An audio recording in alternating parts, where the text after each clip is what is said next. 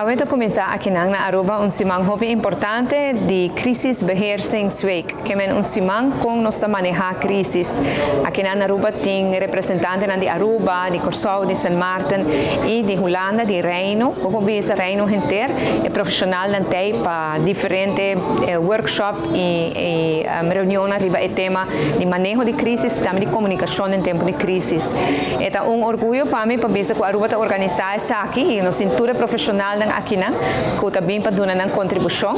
Mas se que a Aruba mesa desplegar papel hobby positivo, ora trata de manejo de crisis e nós por si andamos pouco com nós atender com o assunto aqui na.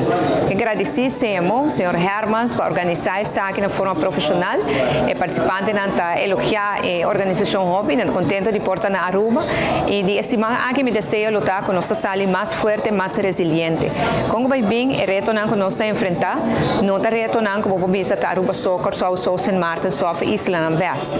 Usualmente, se nós há mal tempo ou outro tipo de calamidade, nos turta agora afetar e nos força tá, com nos pode ajudar outro e trabalhar junto.